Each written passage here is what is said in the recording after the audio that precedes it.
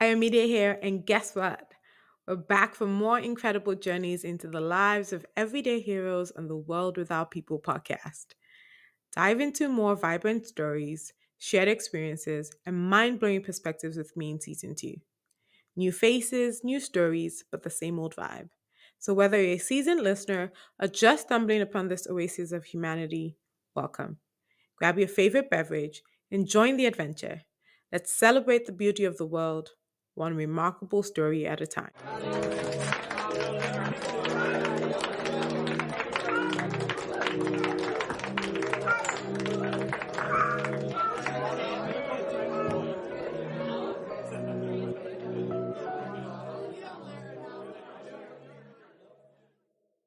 Hello, everyone, and welcome to another episode of The World Without People. My name is Ayamide, and I'm so excited to be here with Tejumade Hastrop. It's still Hastrop, right? Like you didn't Yes, it secretly is. marry and I It just is don't know. Hastra. Yes. And I like when I have interesting stories of the people that are coming on the show. So I don't know if you remember this, but do you remember that you were the first person I met at Vail College? No. Oh, oh. Okay. Actually, I can't really remember details, but I do remember now that you mention it. I do remember. Yeah, there was a hot girl. I remember I liked you because I was like, "Wow, this girl is so pretty. She's so cool." Yeah, yeah. It's bringing Okay. back memories. I don't know about that part. I don't know about the part, but what I was gonna mention was that so I come into school, so Vail College. I mean, if you've been on my podcast, you've heard the story. I had graduated from high school. My dad is like, "You're 15. Where are you going to go back to school? Your grades are not even that great, anyways." So it sends me all the way back to SS2 in Vail College in Ibadan, which is amazing because some of my bestest friends are now from Vail College. So Mm. shout out to Vail College. But I come in on that day, and the first person I meet, and I remember, I think it was like close to principal's office, is TJ. And so I introduced myself as Bookie because that's one of my names, as you guys know, with my many names. So I'm like, "Oh, hi, my name is Bookie." And then I come out after meeting with the principal and stuff, and then they're just screaming, "Bookie, Bookie, Bookie, Bookie." And I'm like, "What the hell? Like, what is happening?" And the next person I meet, I introduce myself as Ayomide. I'm like, "Hi, my name is Ayomide." And that's how everybody in Vail called me Ayomide. But I know you don't remember because for the longest time, you used to be like, "But you told me your Yeah, name was because Bookie."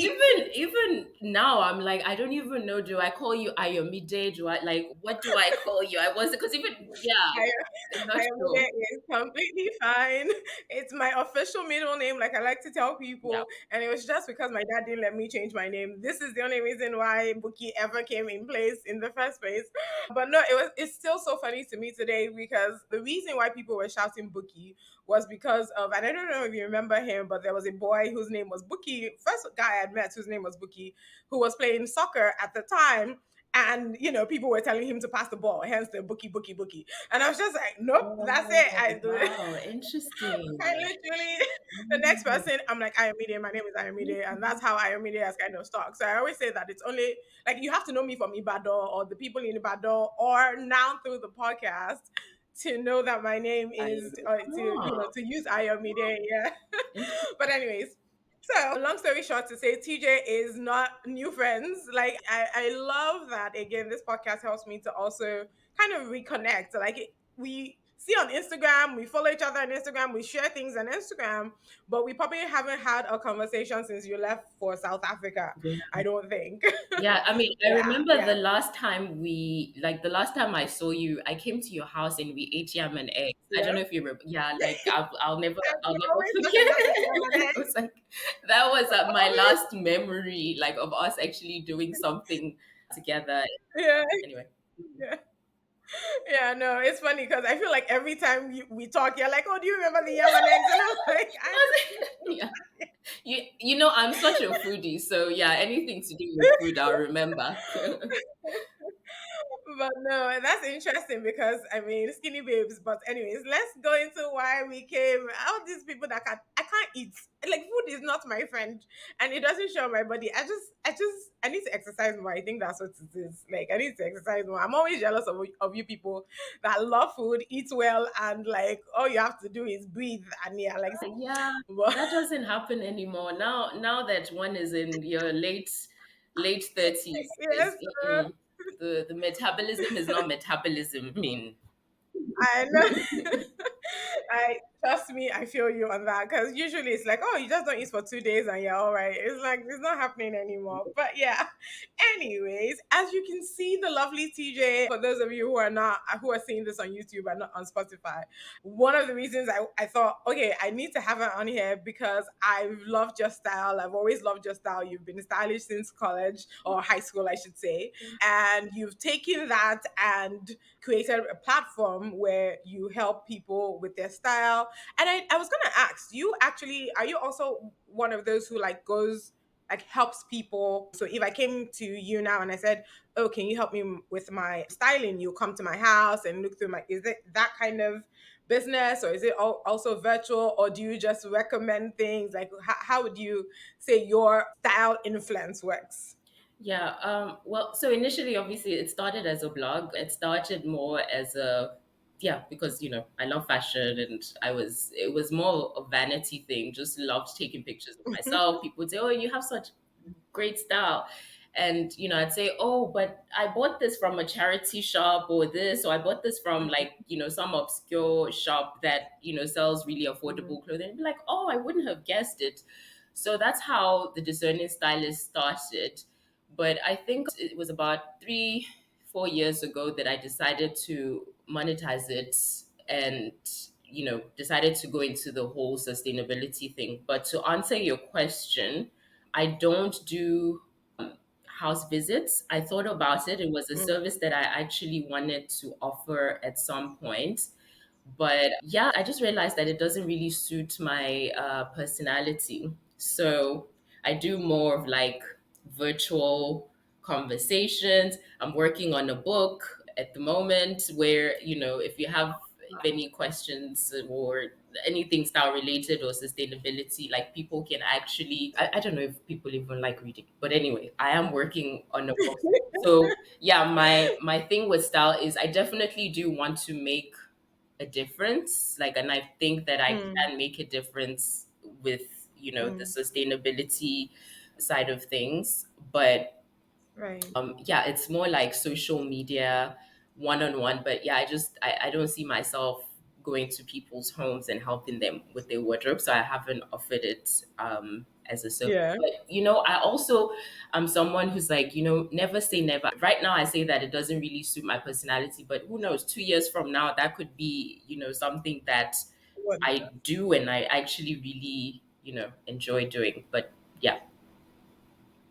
I love that. And we'll get to the sustainability. But I wanted to go back to the personality because, to your point, I've seen you talk a lot about how, taking a break from social media, like figuring out that space between, influencing on social media and, putting yourself out there and how it affects your mental health and, the idea of the like being what you have to almost market to people who are going to your point, monetize.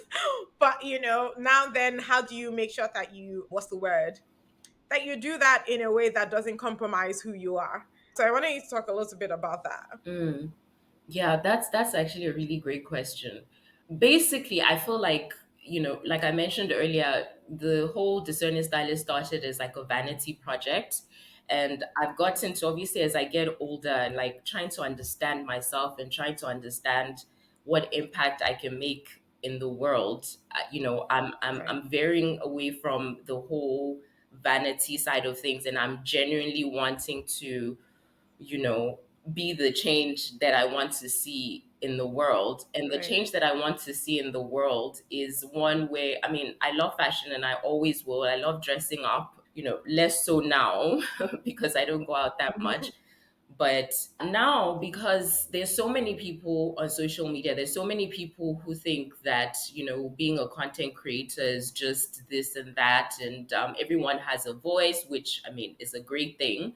But the superficiality of it all, like you know, being very extra, being very extreme, just, to get attention, to get likes, to get engagement. They're things that people have done. I myself have done it where, you have these engagement groups, like where people within different niches. So if you're like in the fashion niche, you have a group where, fashion bloggers say, oh, I've got a new post up, go engage and stuff. So like, you know, having started, groups where people where they call them engagement groups, and I was just like, there are people's content that really doesn't resonate with me.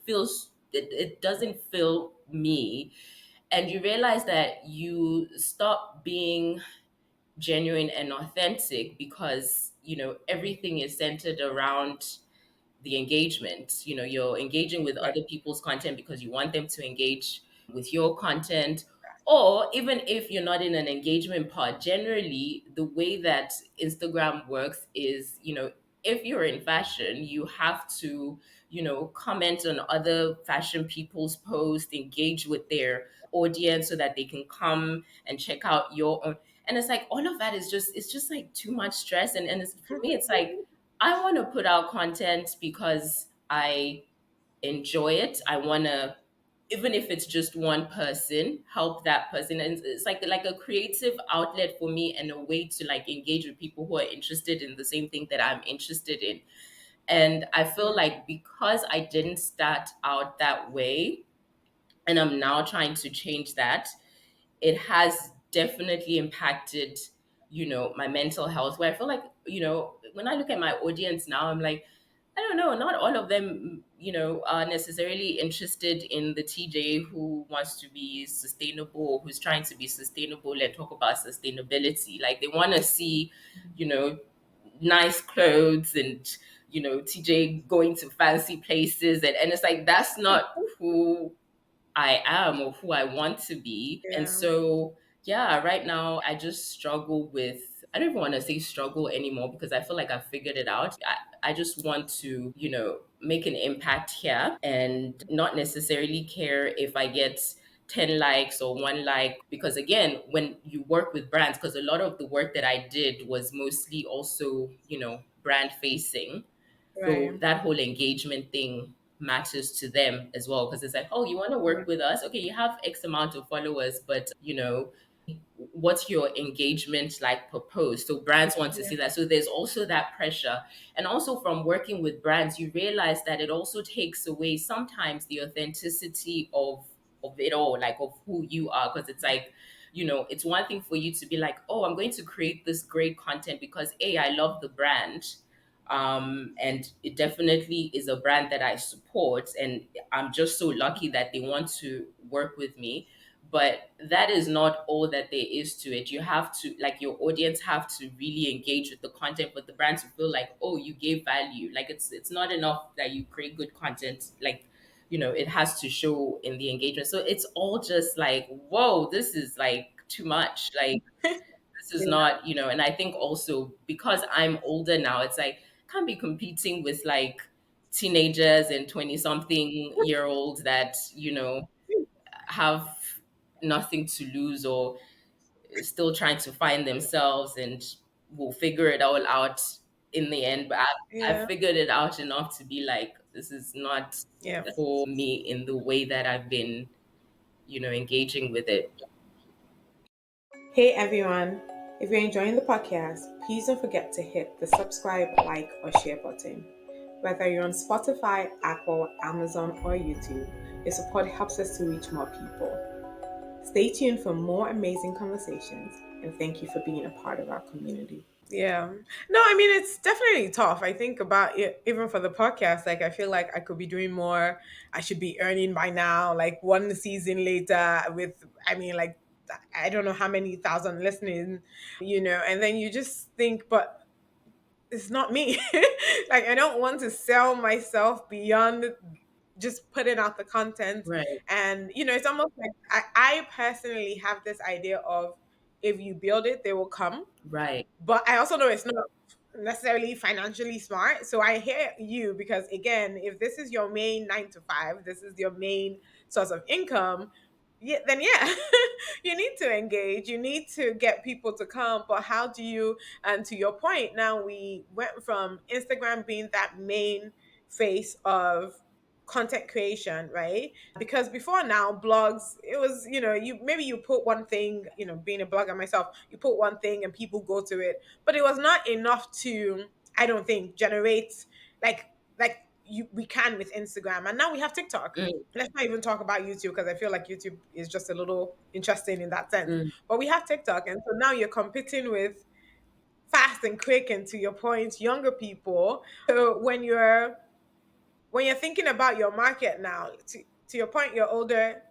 Will you transition to TikTok? Is it worth it? Can you? And is it just a matter of you still doing what you do and then having somebody be the one who creates all the things that needs to be put out that, that still makes you the money, but doesn't maybe necessarily compromise who you are? Does that mm, make sense? mm. Yeah, well, for me, I feel like there's a way to. I mean, it's still to be seen, but I definitely Mm, think that there is a way to actually enjoy putting out content and to only put out content that you know is authentic to you and still get the right people, the people that you want anyway right. to consume it. It just has to do with like, and you don't have to, do a song and a dance naked or do any of the crazy things that Yeah. thankfully I have experience in PR and marketing, and I realized that I need to put that to good Use. use. So for instance, if I mean, yeah, so I'll just use myself as an example in the sense that sustainable fashion. All I need to do is to engage more with people that are in sustainable fashion. Engage more with media outlets that writing about sustainability. I can write, so it's about writing those pieces and not just publishing it on my blog but like sending it to them, just doing Mm, more research and seeing what those media publications writing about that is related to what you do, and sort of servicing them that way. Like you create your content specifically for those sort of publications, and they will either call you in for an interview or they will publish your stuff on their website. So and that in itself will drive, because if you say I am midday podcast, the XXX Instagram page, this, they'll put it on there, they'll talk about it if they interview you, and it'll also drive you know people that are really interested in you and you. what you have to say to. So all of this, thinking that you have to just be this person and do this and that on social media isn't. There are people like Brian Tracy or Ariana Huffington, Oprah Winfrey. They're not like what you might call it. They're in the media, and they didn't start out being influencers. Like they Yeah. just sort of, people have just sort of been so interested in them, and that's why they have millions of followers. So for us to think that we have to feed into this stupid algorithm, sorry to say, No. is wrong. And it's not Yeah. the only. I mean, if people want to do it, so. But I'm tired, and I don't want to do that. I just, yeah, I know what it is that I want, the kinds of people that I want to attract, and yeah, I'm not going to just let social media be the only way to sort of like connect. And I think also going out, one of the things that I've realized lately, I've always been wanting to do it. I'm very much an introvert. I've become even much more introverted, yeah, of yeah, lately. Like I don't go out much, but I've always known that in order for me to attract the right kind of people, you need to go out, you need to network, you need, it's like Mm, it's building community. Even on social media, you're supposed to be building community. So all of this is just to say, when you go out, when you network, when you talk to people about what it is that you do, like literally there've been people that I've met and I've just been like, maybe a friend of mine is with me, and I'm always very shy talking about the Discerning Stylist because I feel like it hasn't reached where I want it to be. So like there's always this like, ugh, like people are not even going to take me seriously. I feel like mm, they're gonna judge me if they go on my social media and they're like, oh, okay. But like, if I have a friend with me, as a friend of mine, Femi, who, when someone says, "Oh, you look so nice," and then she's like, "Oh, yeah, she has a blog or she's got Instagram." And I've actually had people follow me, with her promoting me. So, anyway, all of this is to say that when you're serious about what it is that you want and you're sure about, you know, who your audience is, every time you're out of the house is an opportunity for you to market and talk about yourself. Yeah. And it's not just on Instagram. Anyway, yeah, I that's mean, just. that's fair. I had somebody accuse me at church the other day, like, "Oh, I didn't even know you had a podcast," and I'm like, yeah, I'm with you on that. It's funny. I always tell people I'm shy, and they never believe me because if I'm talking to you, it feels like I can talk, but I'm like, yeah, no, I'm shy about promoting myself. No, do you think it's our generation? I feel like our generation, we just did, right? Like I remember when I started blogging, I just did. Like in fact, for the longest time, you didn't know it was me who was blogging. Like till today, the same way you can't find me on Instagram if you don't know my handle, you couldn't find me on blog. There was just something about that anonymity, and still it grew, it got big. Like I feel like there's a part of that appeals to me, even though I understand that everybody has a voice. And of course, people do engage maybe a little bit better when they know the person behind the voice. But I think the way I want to ask it is this: fine, we all have Instagram, we all have TikTok. Well, I don't have TikTok, but you get my point. And I saw somewhere, and I think I've asked this question to somebody else before, but I'm curious what you think, where they're like, well, as long as you got a phone, you are a brand. So do you think that's really necessary and or true? Everybody should almost be a brand, I guess, of their person. So even if they're not really necessarily even like doing a podcast or they have a blog, like even if it's just because they're showing you their cooking styles at home and all these things that people do on the internet, do you think everybody should be a brand? Is that how we, because I don't know if everybody does it for money reasons. Like sometimes I feel like people, like you said, do it just for the joy of it. But yeah, everybody has a phone doesn't mean everybody needs to get behind the camera. Does that make sense? Yeah. So when you say anyone who has a phone is a brand, do you mean in the context of creating content on social Right. media? Yeah, so Um, not just creating content, but also and okay, let me go back. Let me ask it this way.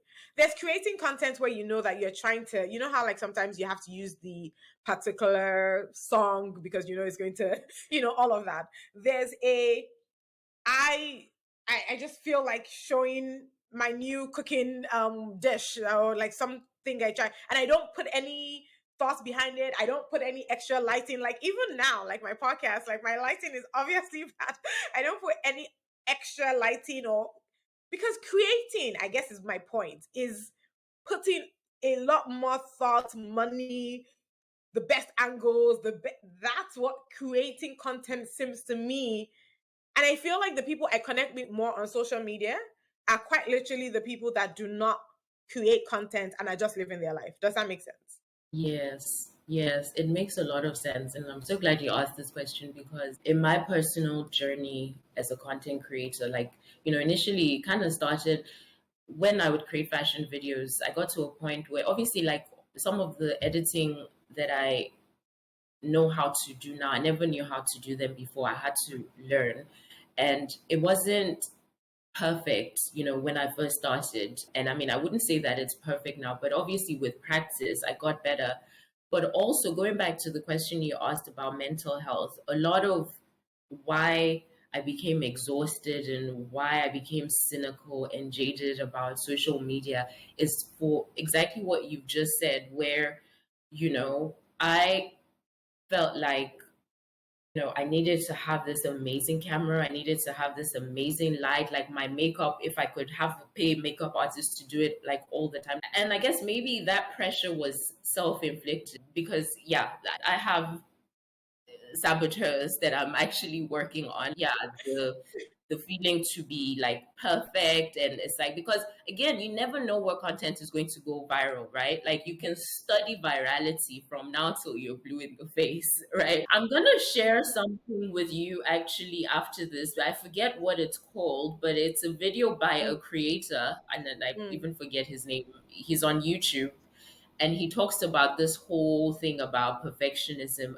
especially mm. amongst creators. Women. And yeah, and he just says literally like you've said, because sometimes you're just like, the whole point of being a content creator is, again, being able to express yourself creatively, right? And you're fortunate that you have an audience, and obviously once you start to have an audience, once you start to monetize, you start to think, oh, okay, I need to do X, Y, and Z. And so that, I believe, is when the pressure comes in, because it takes away, like in the past, maybe you could be like, oh, I'm just gonna just record, like there's no lighting. I just had this thought and I'm walking and I'm just gonna talk to the camera. But once you have so many eyes on you, or whatever your metric for success, even if it's a little bit, once you start getting a certain type of attention, Hmm. you start to think, oh my God, like, no, I cannot just speak to the camera. Like, there are people watching. It needs to be like, what if this content goes viral? Mm, Like, is this how I want myself to be represented? And yeah, it's all just a lot. And if there's one thing that I would encourage people to do as creators, is just to take a break, to take a bit of a breather when you start mm, to feel that way, and just to mm, kind of figure out what is really important in life. mm, Like, mm, because there's different reasons why people create content, and it's not to belittle content creation at all, but I just feel like as human beings, the internet, social media is sort of wired to mess with your head. And mm. once it starts to do that, you need to just take a step back and connect with real humans, friends, family, yourself, because yeah, it can be a lot. Yeah. No, I think I definitely agree. I saw I thought was the funniest thing yesterday. This guy he took a roll of tape and he would like open it and close it. And his baby was hysterical. Like every time he would, oh, just literally take the tape and he would just go, pew, pew. And then the kid was hysterical. And I just thought, no, Wait, the what's a tape? Like sellotape. a Yeah, like sellotape? sellotape. Yeah. Oh, Like oh, literally just the noise of it, just the hearing the oh, and the kid was hysterical. Like, I mean, like, I'm over here, like, I've watched this 3,000 times, and this is the funniest thing I've ever seen in my life. And so you can't make that up, right? You can't content that, right? You can't. So, again, to your exactly. point, no, I'm not belittling, content creators. And I think it's helpful in some ways, right? Like I've learned so much about cooking in short forms that I probably will never have just by trying to watch a whole 30-minute Food Network show or whatever those kind of shows are, right? So some of those things, it's easy recipe, just little things. But I will say, I think to your point, one, if we can let go of the perfectionism and just be, and then sometimes simple is less, which brings me to, or simple is more, which brings me to my next question. And this one might be a little bit controversial, but what do you think about this whole thing that I keep seeing on Instagram and that is really, really driving me crazy? Modest Mm-hmm. fashion. Oh, huh.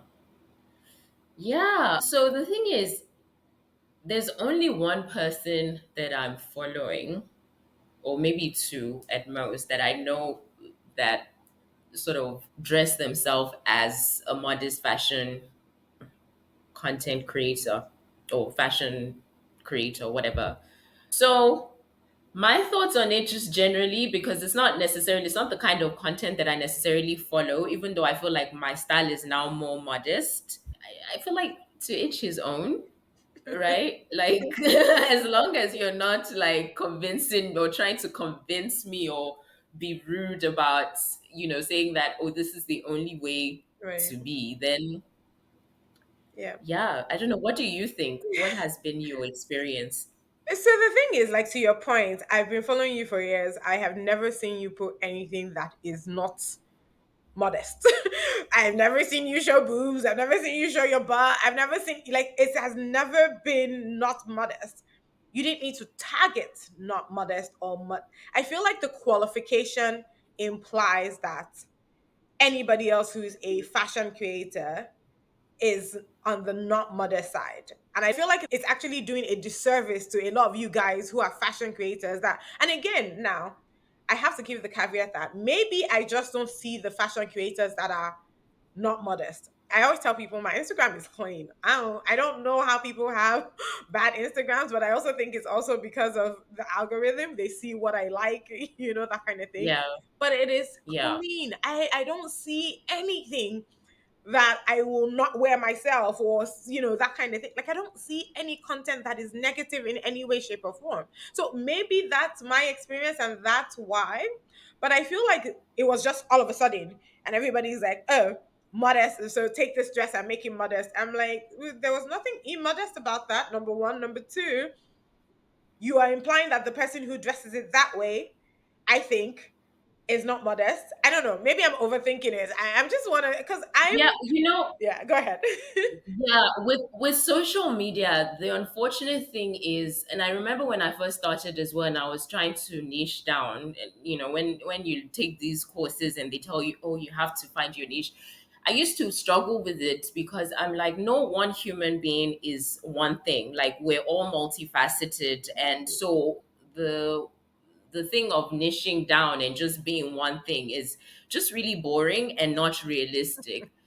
But in the context of modest fashion bloggers, I don't know why one person decides to call themselves a modest fashion blogger, but I can say that perhaps it could be because they want people who are looking for modest fashion, because maybe to some people, maybe someone who looks at my content will be like, this is not modest for me. But someone who, their niche is specifically modest fashion, will, because I mean there are times that, maybe I'm like, you can see me maybe wearing tights in a Hmm. video, which I mean one of them, yeah, one comes to mind, I'm gonna delete it. Or like you can see a little bit of like cleavage, Okay. and to some people, like, I mean, even though there's not much going on here, so it's not like it's Yes. like it's not like it's anything, but to some people it might be like, oh my god, that is like, this whole place has to be covered. So Mhm. the whole idea behind the whole modest thing could be just that, there's specific people who, they could be Muslims, those the Muslims Yeah. that cover themselves from head to toe, and so they're specifically looking for, modest fashion creators. So yeah, I mean, that's the way that I kind of like look at it, where, they feel like that it's like, people who call themselves fat fashion bloggers or plus size fashion Ah, bloggers, okay. you know, it's not to say that people who are skinny or whatever you want to call yourself can't follow them, but it's because they feel like they've sort of created or niched themselves as a curvy or plus size fashion content creator because perhaps they felt like there wasn't enough content that represented them, and they felt like, and also, with the way the algorithm works now as well, it's like you can type something in the search bar. So if you type in modest fashion, it'll be able to immediately show you people that maybe they have modest fashion blogger in their title. Yeah. So it really is, the algorithm itself is also kind of like wanting to force people into like being specific so Yeah. that people can find them easier. Yeah. So I don't know why Yeah. those people do it, but Um, that could be it. yeah, that's a gracious answer. And I mean, and to be fair, I mean, it makes sense. I think the way because to your point, sometimes I have seen them covered up from top to bottom, and it's the most hugging thing ever. Yeah, that is not, it's not modest. Yeah. It's not bad. Yeah. I'm sorry. The, if you ask me, it's more.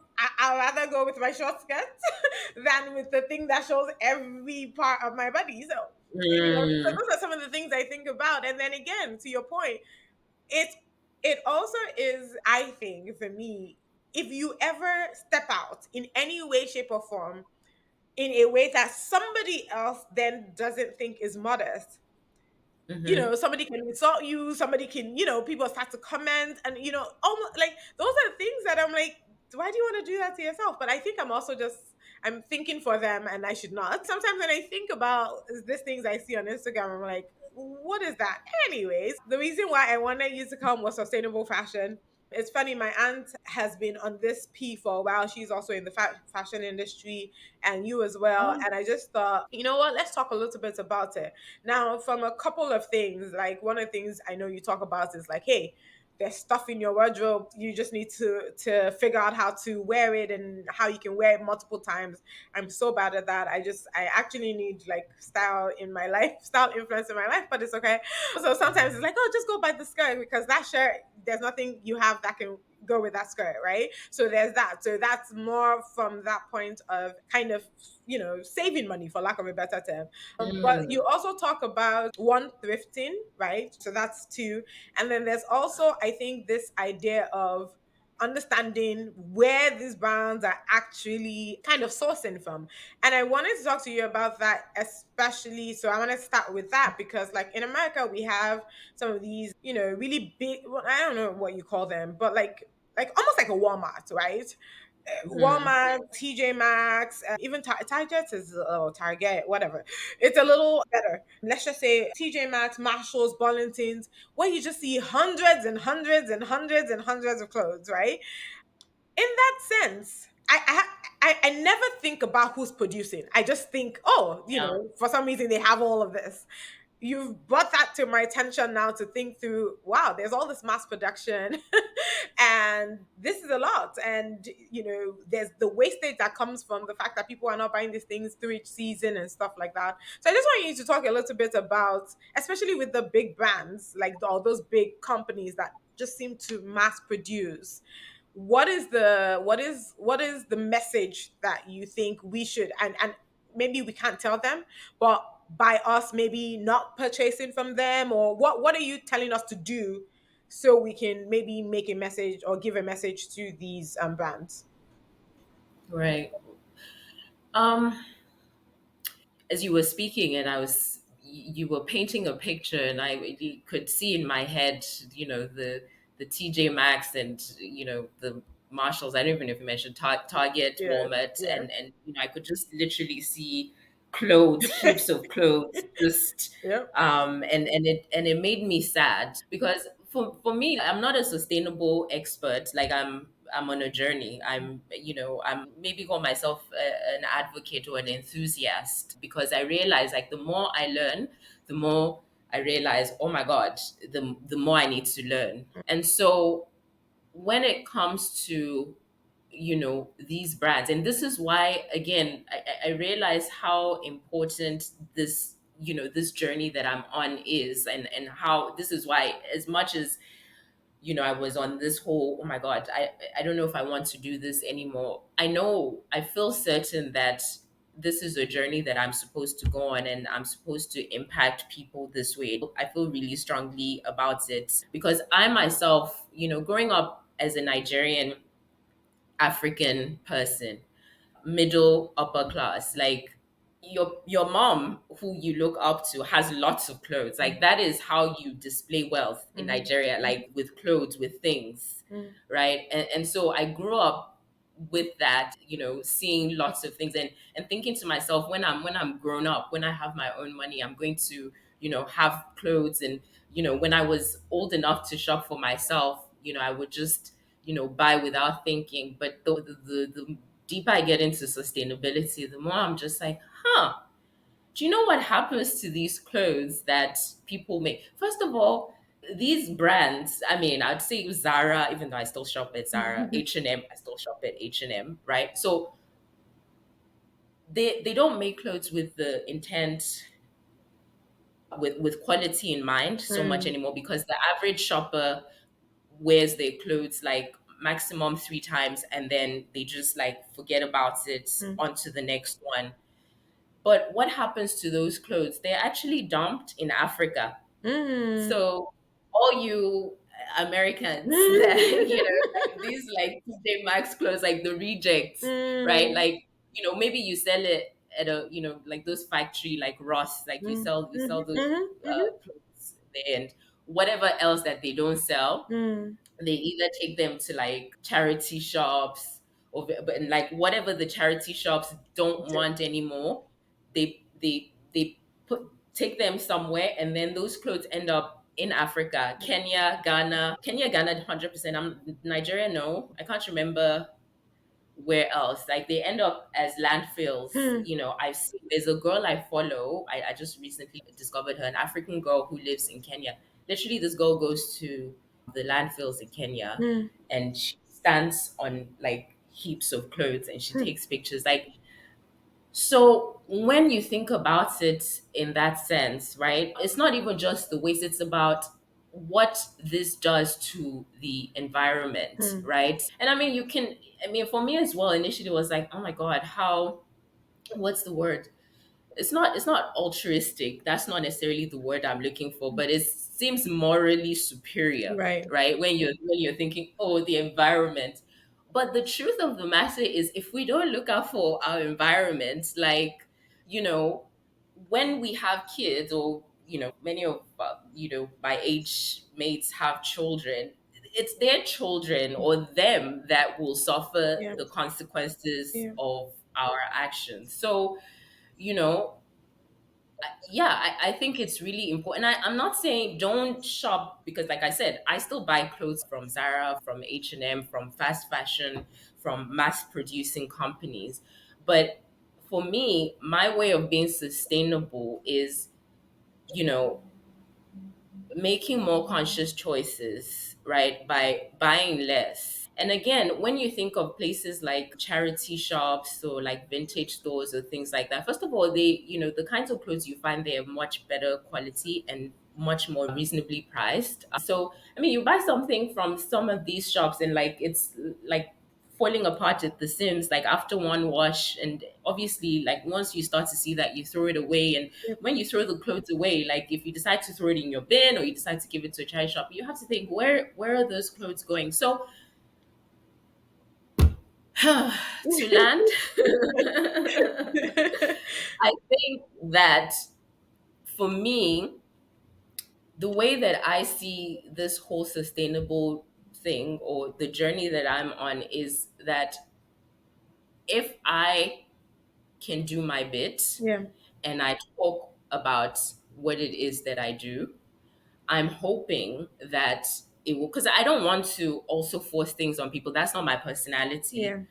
I feel like it's off-putting for me to see people who were like, just, I mean, it's okay to be passionate about something, but it's also another thing for you to make people feel bad and feel like if they don't do things your way, then they're going to hell, or they're responsible for them. So I don't want to approach it that way. I want to approach it with authenticity, saying that, listen, I'm not necessarily like, I'm not the saint here. I'm not like, the most sustainable person. I could be more sustainable, but I'm doing my bit by doing X, Y, and Z. Like clothes that I no longer wear, I'm either selling them on consignment or doing like a clothes swap. So instead of buying new clothes, and I feel like by doing that and not shopping more, if a lot of us could shop less, because again, these people produce at the mass, like they produce at the volume that they do because we shop, because Yeah. we're buying it. They Yeah. people but if we stop buying, they won't be producing, as much. They will focus actually more on quality than on quantity, which is, the fashion industry. Oh my God, it's like literally the third most polluting industry in the world. It's just like literally, if we stopped making clothes today, if like literally no one makes any more clothes, the whole entire world will still have enough Yeah. clothes. Like, and I'm not saying like, because Yeah. you would have enough clothes like to wear Monday, Tuesday, Wednesday, Thursday, for And that like was the rest. deep. It's not like, God, I only have one item of clothing Yeah. that I'm going to Yeah. have to wear the rest of Yeah. my life. So when you think about that, it's like, why are we still producing? So this is why for me as well, I preach buying, what you call it, plastic. Those are the kinds of clothes that they're not. trend Uh, season yeah. dependent. So, it's like something that you Correct can, climate. if you, yeah, you can wear it 10 years from now, Yeah. provided you haven't maybe put on weight or lost weight or whatever the Right. case may be. And it's like stuff that will always be in fashion. So that's why, yeah, I promote classics in that sense, because it's always going to be on trend, and you're not going to look outdated wearing something, if fashion is something that's important to you. Because again, when you think about it, why is it that fashion is cyclical? Yeah. Maybe, yeah, what, Yeah. cyclical, right? Like, it's like, oh, the pedal pushes has made a comeback. Oh, what is this thing? Low rise Yeah. jeans. Or high rise jeans, whichever one. And you're just like, well, if I'd kept that, what I had 5 years ago. But it's like, at the end of the day, it's like nothing is really new Yeah. in fashion. They will, add something tiny to it to make it look a little bit more. But it's like, at the end of the day, we just don't need to buy all of these things. We don't like, and again, this is why I sort of promote not necessarily buying into trends. I get the allure. Sometimes yeah, maybe once every 5 years, I'll see one, trendy item, and I'll be like, oh, well, it's once every 5 years. Not like I'm doing it all the time. Like Yeah. I got fishnet tights several, what, maybe 5 years ago now. Hmm. But anyway,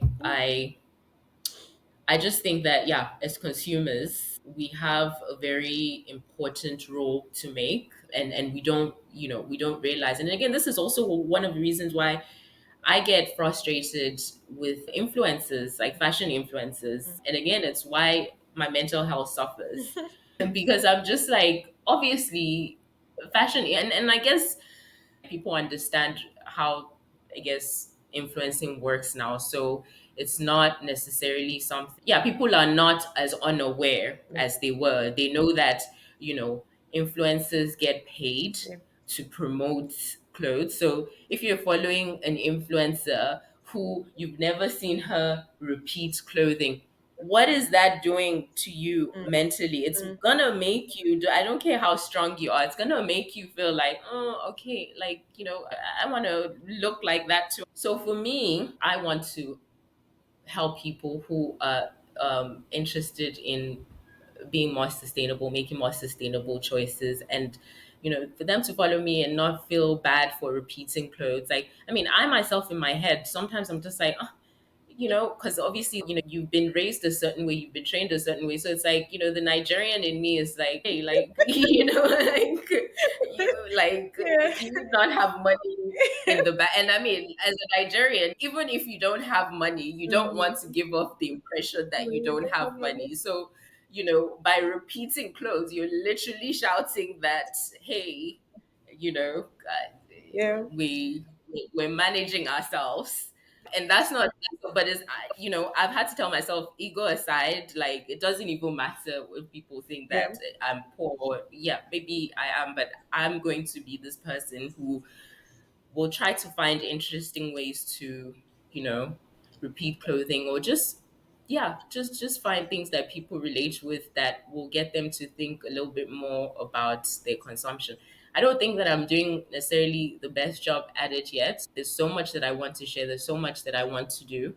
But again, when we're talking about perfectionism and lighting and this, oftentimes I'll Yeah. create content, I'll end up not posting it because I'm like, I've critiqued it. I'm like, this is terrible. This is embarrassing. So yeah, I'm a work in progress.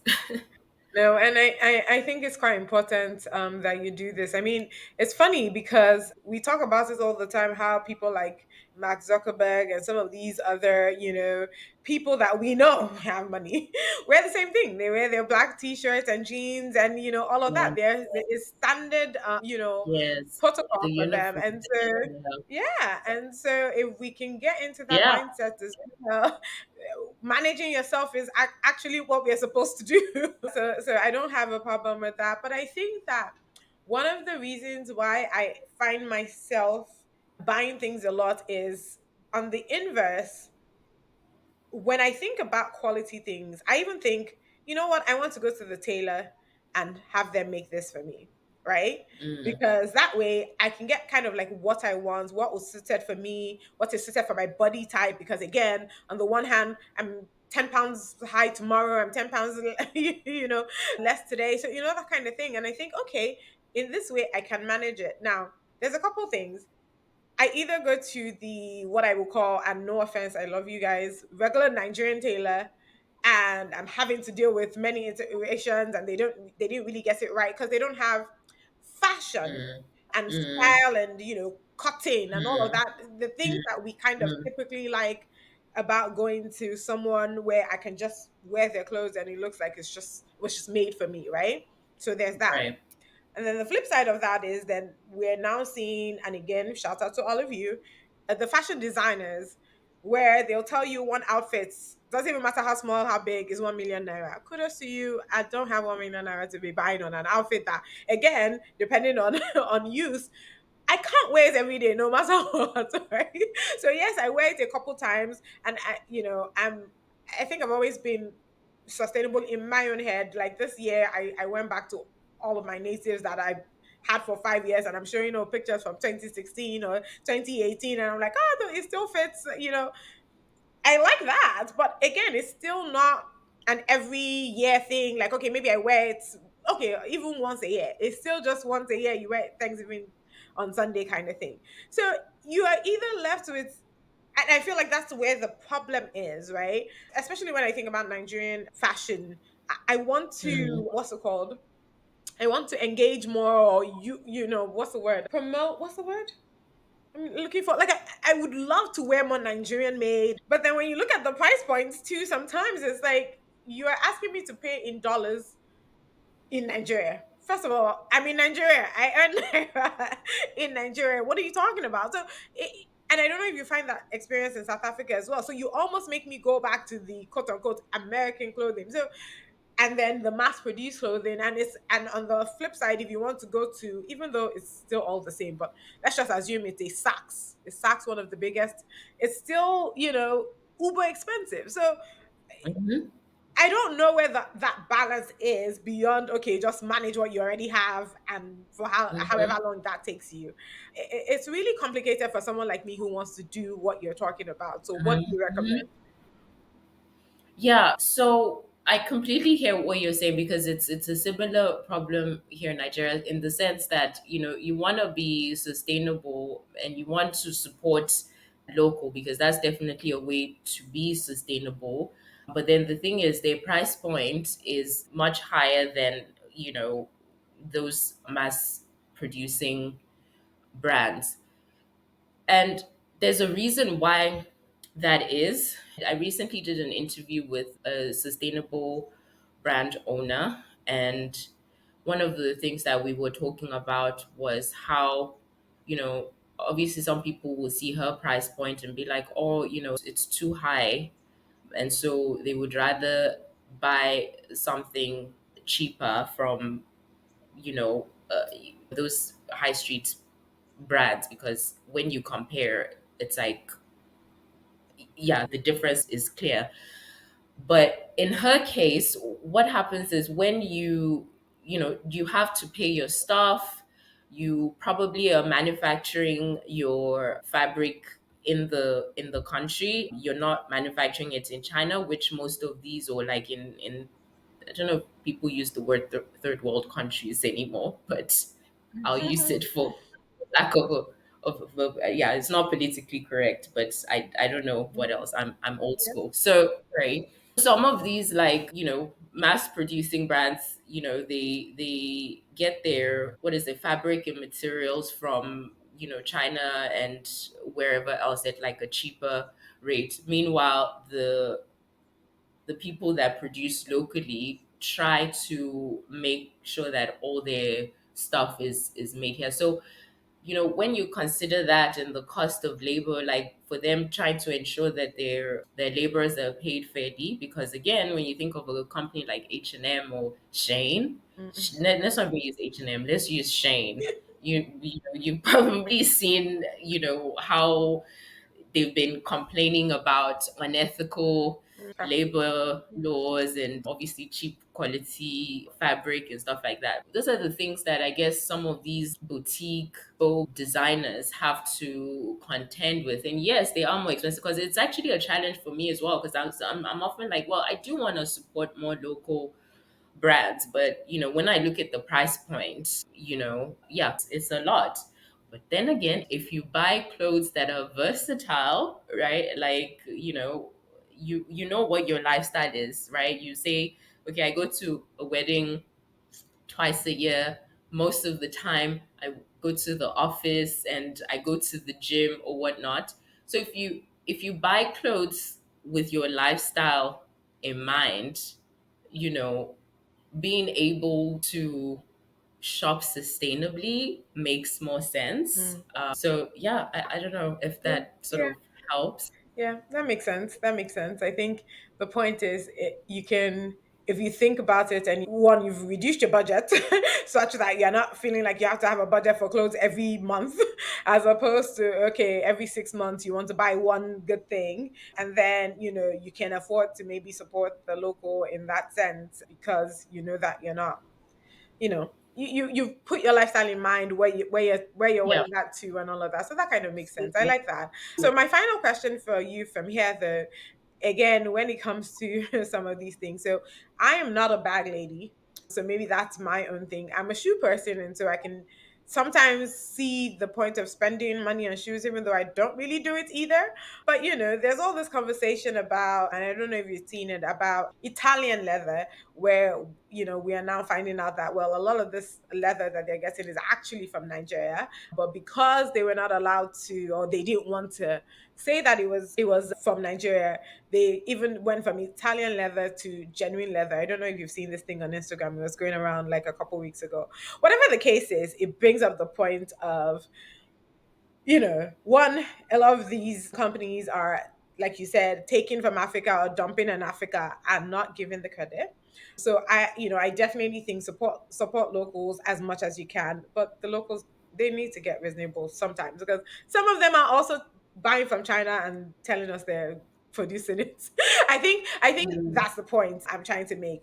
I think there needs to be a little bit more transparency in Mm-hmm. how people Mm-hmm. are buying, sourcing, even in Africa. And I think that we're not having enough conversations about that. And so, one, I wanted to know what you think about that, but I want to bring it back to the bags now, because on the one, on the flip side of that is that people are spending hard. Well, no, I don't. Let me not say hard earned money. I don't know how they're making their money, but they're spending rent money and just a lot of money on these things, and they call it investments. I I, Mm-hmm. I want to know, are they truly investments? Am I having, I don't want to say poverty mentality, but maybe that's the word, poverty mentality, by not buying into that? Well, for me, I think that it's important to cut your coat according to what is it? You know that According to their saying? size, yeah, Yeah. yeah. And and again, it's really hard. I would say because I mean, I guess human beings are impressionable. Mm-hmm, That's why the saying "keeping up with the Joneses" mm-hmm, is a thing. mm-hmm. And I think being Nigerian and having grown up in Nigeria, I do have a mm, very jaded view of Nigerians because my perception of us is, I hope I don't get canceled. We're very superficial. We care about status and the way that we look. And so again, I don't think it's not my experience that Nigerians that I know are necessarily thinking about sustainability. It's Mm-hmm, like if I want to get my clothes, I want to get designer brands mm-hmm. because that is how people will know that, I have Nigerian. money. And so you telling me to buy from a no-name brand, even if it is more expensive, doesn't make sense to me because how are people going to know that I spent if they don't know that this is, X brand, if they don't know about this brand, like that Yeah. doesn't make sense to me. So I'm rather going to um buy something from brands that people know. Like when they see me, they'll be like, ah, okay, Oga, you have money. Like, that's my perception of Nigerians. And so please remind me what your question was again. I was saying that one, do you think that some of these luxury, especially the bags, are really and truly investments in that case? Is it a poverty mentality for me not to be thinking that way? And then I can't even remember what the other thing I was trying to say was. I can't remember. Yeah, I mean, so there's certain bags that are like Hermes. No, is it Hermes? No, no, no, no. It's not Hermes. It's, oh my goodness, the Kelly Jane, the Birkins, and Chanel bags. Those two, I know without a doubt that those are investment items. And the reason why they're investment is because you can buy a Birkin bag for $15,000, and 2 months, a year from now, you could sell it for $20,000. But other than that, there are very few designer brands that, you know, that what you would call investment items, in that sense that, when you decide to resell it, you can sell it for, more than what you bought it for. So yeah, I definitely, you can buy, luxury items, you can buy quality items that are investment, in the sense that, I've spent X amount on this, and this is the bag that I'm going to carry for the next 10, 15 years. So that's, what you would call the cost per wear. So if I buy a bag for $1,000, and, it's good quality, and I Mhm. decide that I'm just going to, this is the bag that I'm going to carry for the next 10 to 15 years. If you were to then say, okay, $1,000 by however many days, 10 to You 15 will. years is, you'd be like, oh, I'm only, this bag is 50 cents per day, So that would be investment. That's another type of investment. But one should never, be buying those types of bags as an investment if you can't afford to pay your rent, or anything like that. So yeah, I don't know if I even answered your question. I hope I have. Yeah, yeah, no, I mean, definitely don't buy it if you can't afford your rent. But I guess it's just more the question of, even if I had the money, should I spend it on that? I guess it's part of the I sustainability effort. know. So even if I have, Yeah. like I have it, it's not Yeah. what's it called? Is it poverty Yeah. mentality not to think that I need to buy this? And because again, to your point, no matter what, if something is $15,000, it's almost like your car. If you're buying a luxury car, you're careful where you drive it to. You're trying not to drive it on Mhm. bad roads. Yeah, Mhm. you have it Mhm. protected under the shade. You don't leave it outside. That kind of thing. It's not. So I assume that at that price point, right? You're not. You wear it maybe once a year, kind of thing. Or not even Well, visiting it. And so well, again, but is it worth it? Is it worth it spending that much on something that you're only wearing once a year? No. Who even knows if you're going to live, like, no one knows when you're going to die. So why buy something that, you know even if, let's say, you're 40 years old and you lived till you're 100, it means that you would only wear that item if you're, what, gosh, I shouldn't try to do math. I was thinking six times a year. Would that be correct? Yeah, if you're right. Oh no, that's a decade. Never mind. Yeah. Never mind. Never mind. The point is, I don't see the sense in buying something that you consider luxury, and then it's sitting catching dust in your wardrobe. Wear that stuff. In fact, it's one of the things that I totally endorse. I remember my dad bought a coat recently when he went to the UK, and he was telling me about it, and he was like, but I'm not going to wear it. I mean, he's not typically that kind of person, but I was like, Daddy, please wear your coat and wear it as often as you want, because, like, what is the sense in yeah, it, like, just being there? And life is precious. I try to be realistic now, in the sense that, the moment to live is now. Like, yeah, live in the now, and yeah, don't be, if you buy something that you love, don't wait for, a special occasion. Like, for me as well, sometimes when I buy clothes, like, I don't go out much, but if I want to wear it to go to the coffee shop, I will, because I'm not going to wait and say, oh, it's until I go out with my friends. What if that time never comes? And by the time I wear it, the clothes, it's too tight, yeah, or, it's, yeah. yeah, yeah, Anyway, yeah. all of No. it is just. But there was something you said that I found quite The interesting. leather, yes, I was gonna bring it back about the leather and the whole idea of it being genuine. Like, anyways, basically the idea that they're taking from Africa and they're dumping in Africa.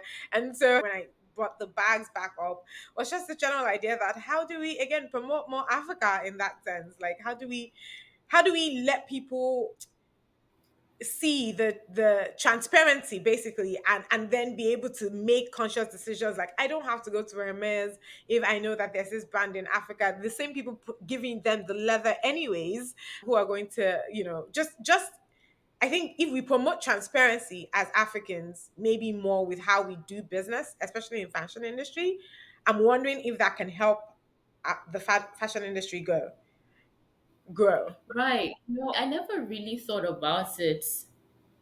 I never really thought about it in that sense, about the whole transparency thing. Because obviously, my experience of Africa is limited to Nigeria Yeah, and South yeah, Africa.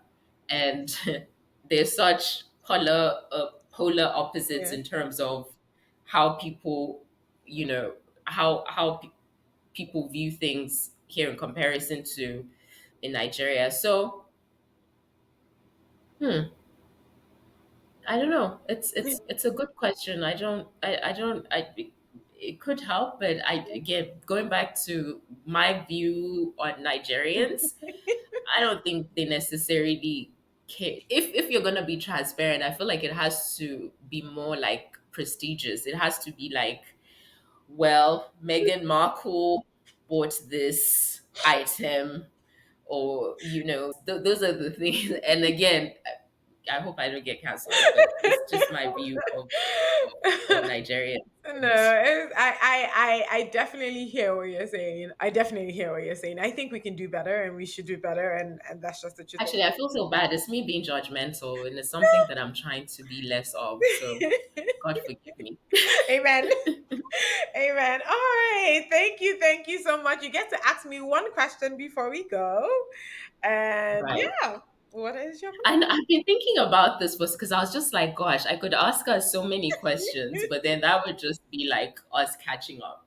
So I guess the one question that had been in my mind a lot, and yeah, just because of the kind of person I am, is what brings you joy? What fulfills you? What makes you happy? coffee? No. No. Honestly, I think, and this is the thing that I've been trying to quote unquote work on. The things that Yeah. make me happy, or the thing I should say, is really truly helping people. How do I monetize that is really my question. I'm just like, God, I don't understand. Right. Like, I'm one of those people who offer my time, offer my services, offer my knowledge, offer my, what's it called?